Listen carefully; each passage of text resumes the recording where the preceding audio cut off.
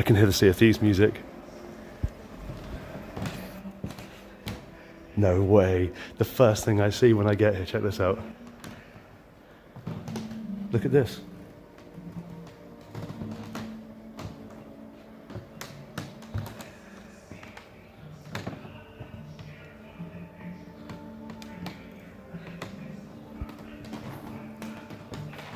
There's a whole, look at this, dude. This is the Maritime Museum in Falmouth. About Rare, UK-based developer Rare has been making golden memories and redefining gaming genres since 1985, exclusively on Microsoft platforms since joining Microsoft Studios in 2002. Dude, I'm like welling up. This is awesome. Following an opportunity to celebrate its heritage with the Rare Replay Anniversary Collection in 2015, the studio has been forging ahead with shared world adventures in Sea of Thieves since its 2018 launch, and is simultaneously building a brand new experience, Everwild. And then look at this, dude. How cool is that?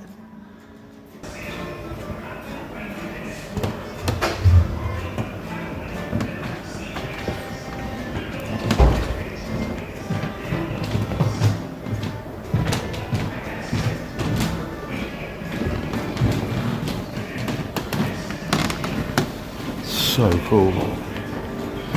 So we're about to go into like the first bit. I don't think there's anyone here.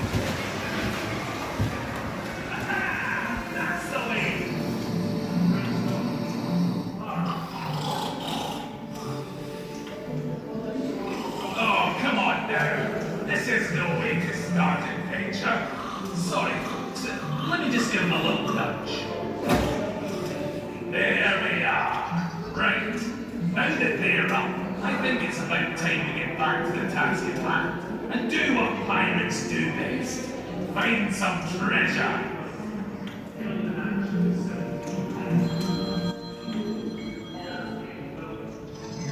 This is the Sea of Thieves, an online shared world adventure game where you and your friends can explore a rich, fantastical pirate world that'll steal your grog soap right away.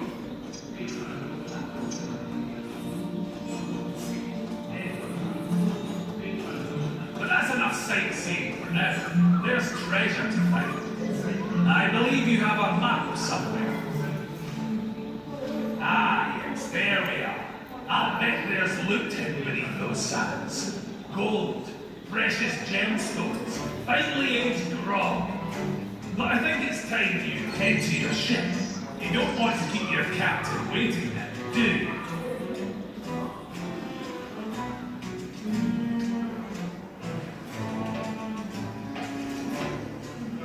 Oh, they don't look too happy.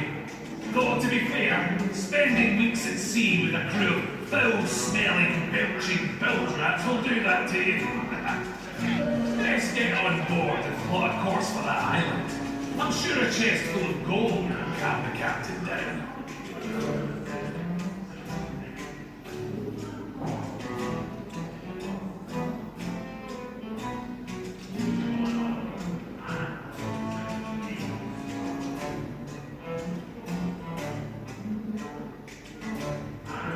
That's the one. Now, it's about time we set sail. That treasure's not going to find itself. This is what I love. The thrill of the open sea. Perhaps we'll find hidden hoards of loot, or wind up battling with mythical sea creatures. Who knows what adventures await us out there on the waves? Though one thing is certain, we won't be alone. Remember, this is a shared world, so sometimes you'll encounter people who, for whatever reason, would like nothing more than to blow you into little pieces. Wiener pinchers. Well, that's pirating for you. You'd better man the cannons. It's time to show them who they're feeling.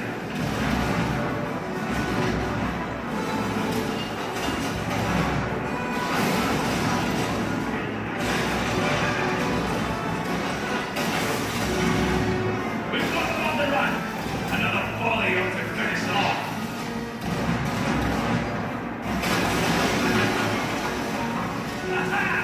That's the way. They better hope a friendly mermaid comes to the rescue. Otherwise, knack for what lurks below the waves.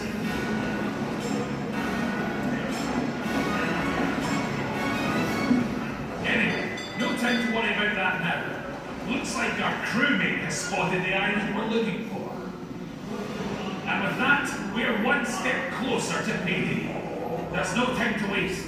Get ashore and start sniffing out that loot. This is it. This has to be the spot. Oh, you can practically taste the treasure.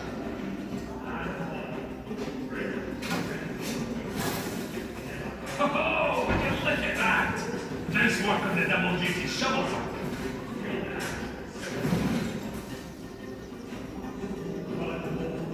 Let's get this thing cracked open. Ah, yes, this'll do. Now, this look may have been found, but there are many treasures left to uncover. Our world is online, but before us were the pirates of the Silver Screen, and before them were the pirates of the Written Word, and before them, real pirates. Were they all like us? Did they find treasure, or did they only find seawater craves? I think it's time to find out for yourselves. What do you guys think? It's very, very cool, right? I got goosebumps watching that, man. That was so cool. Cool. So I think the question that was asked was, am I allowed to film in here? Yes, I am. As long as I don't film the other patrons. As long as I don't focus on the... Bro, dude. You guys are about to lose your shit. No way. Jim tells Trelawney of the pirates' plan, but the squire reasons that they have no choice but to continue the voyage to the island, or they will be killed straight away. Ashore on Treasure Island, Jim goes exploring and comes across Ben Gunn, who has been marooned on the island years earlier. Wait for it.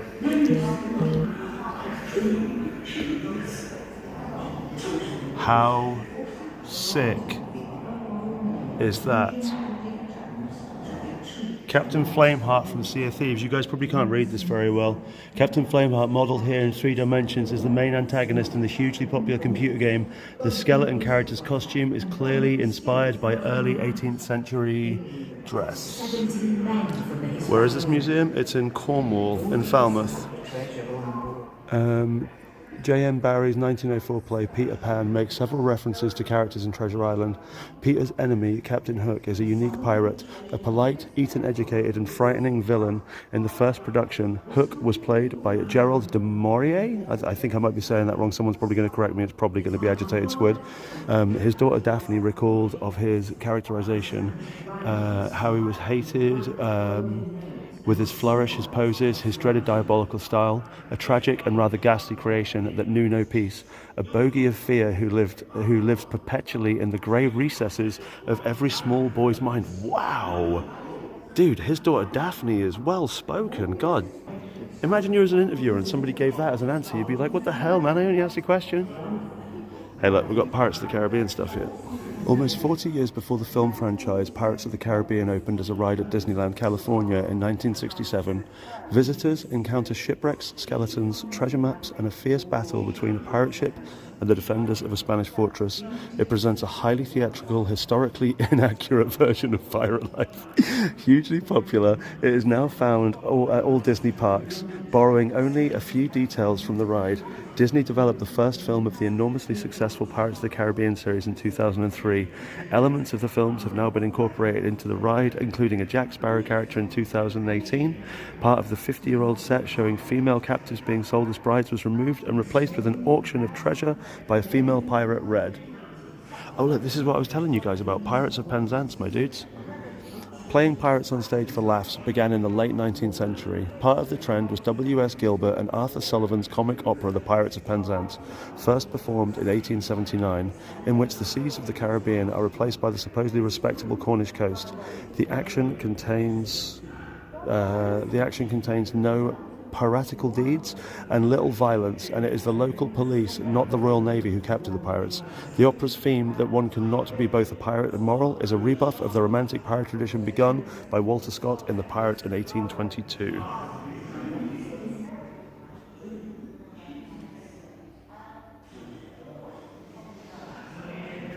LGBTQI+ pirates are hard to pin down. The burden of proof is often overpowering. What we can say is that Anne Bonny, Mary Read, Jack Rackham, and other figures in pirate history have queer resonances.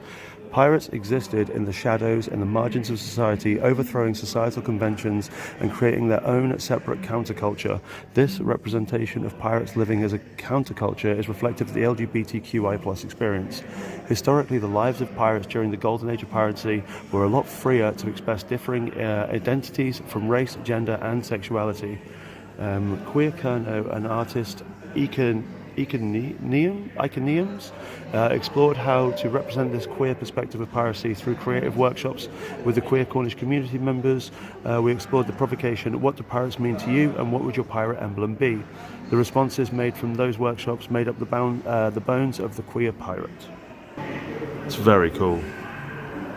John Pratt, hand, 1727, hand 1720. Look at these cutlasses, man. That one in the middle is so beautiful. Bartholomew Rollins, Black Cloud, killed in action, 1722. I think, yeah, we've come through to the other side now. So we're going to head back outside again and go for a little wander.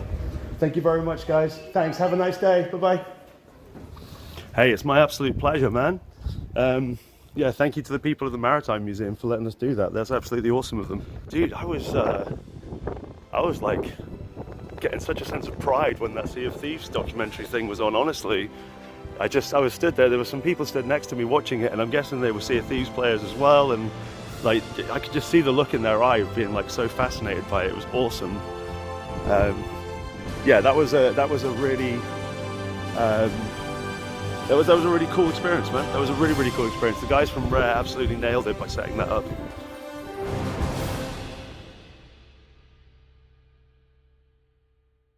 Let's check this out.